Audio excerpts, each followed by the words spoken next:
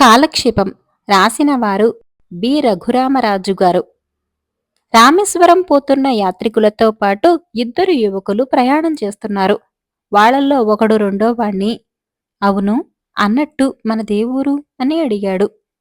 కమలాపురం అన్నాడు రెండోవాడు. అలాగా, మాది అదే ఊరు. మీరుండేది ఏ వీధిలో అని ప్రశ్నించాడు మొదటివాడు. జగదాంబ వీధి అన్నాడు రెండోవాడు. విడ్డూరంగా ఉందే, మాది అదే వీధి.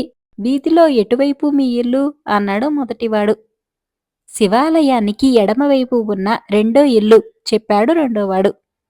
నేనుండేది ఆ ఇంట్లోనే అన్నాడు మొదటివాడు ఆశ్చర్యపోతూ.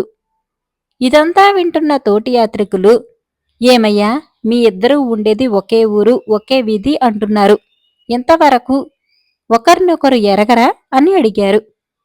ఎరక్కపోవడమేమిటి, మేమిద్దరం అన్నదమ్ములం, దూర ప్రయాణం కదా అని కాలక్షేపానికి ఏదో మాట్లాడుకుంటున్నాం అని నవ్వుతూ జవాబులిచ్చారు ఇద్దరు యువకులు.